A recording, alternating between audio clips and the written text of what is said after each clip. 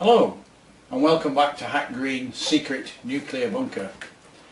My name is Joe Bell, and for 16 years I had an office and a workshop at the Hack Green Bunker, and we also started an amateur radio club. Now, like you, out here in New Zealand we're in lockdown because of the COVID-19 virus, and so the management of the bunker have decided to make one or two videos showing you parts of the bunker which you wouldn't normally see during the tour.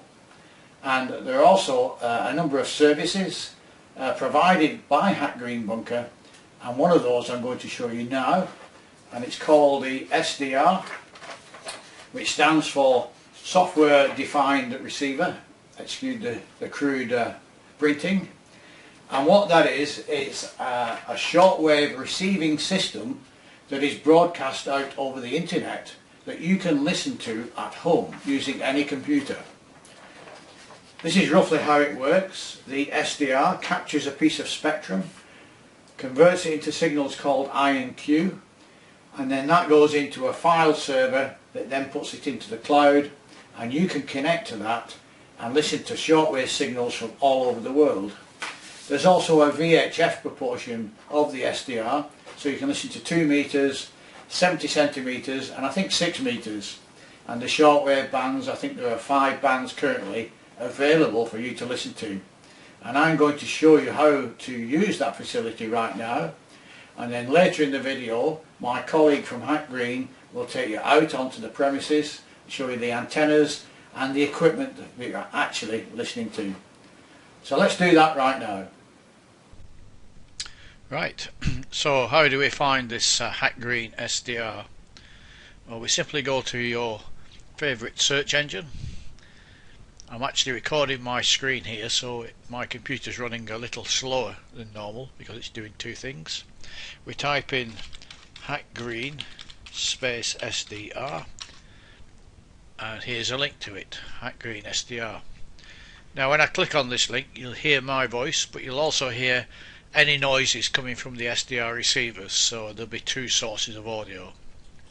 Here we go.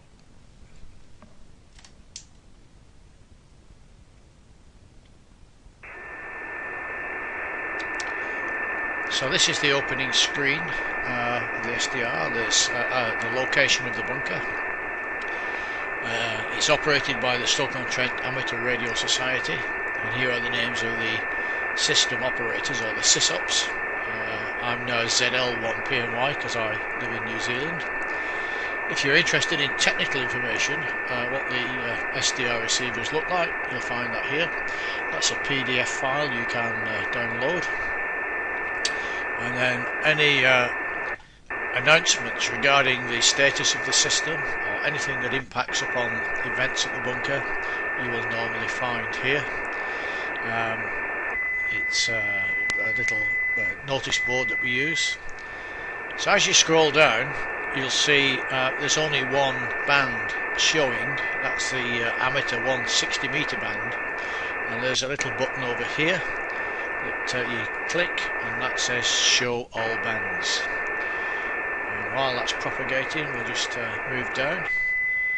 Now if you haven't seen this type of display before, this is called a waterfall display, and each bright line represents either a radio signal or a source of noise that the SDRs are picking up.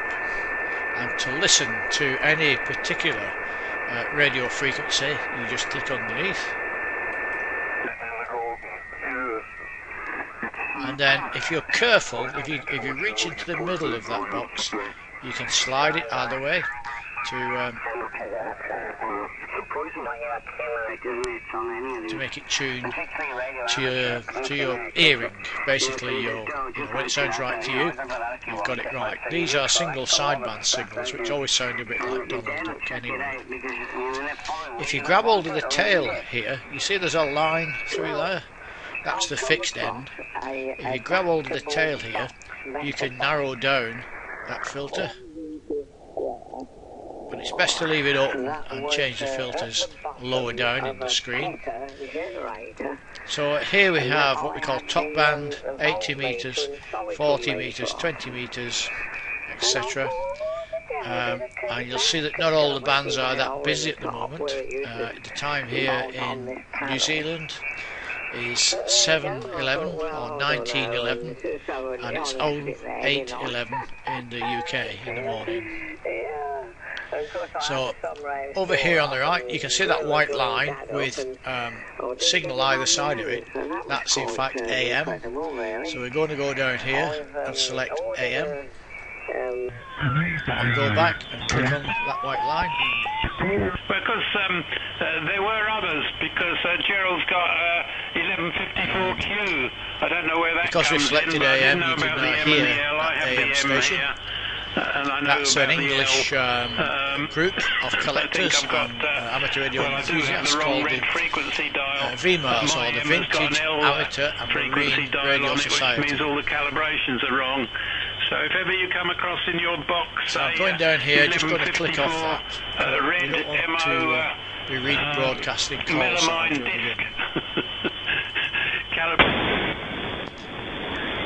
As we come down here to the boxes at the bottom of the SDR display, this is an S meter, or a signal strength meter, and that's quite accurate to about 0.2 of a microvolt. It's produced by the DSP code.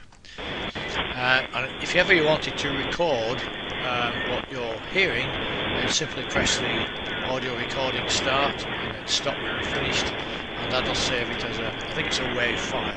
It saves it as. This is where you select your demodulation mode. So you've got FM, AM, upper sideband, lower sideband, and the CW modes. You can actually enter a specific frequency if you wish. You enter it in kilohertz. And down here is a list per band of all the people who are listening to it. So you can see up here it says Web SDR. It's currently in use by 97 users.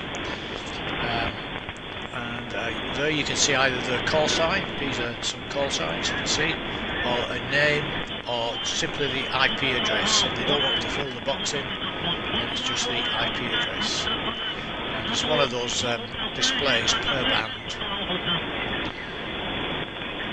There's a little box at the top where you can actually put your name in. So I put Jimbo in there. We're on the 80 meter band at the moment, which is the second one. So somewhere in here we should be able to see Jimbo.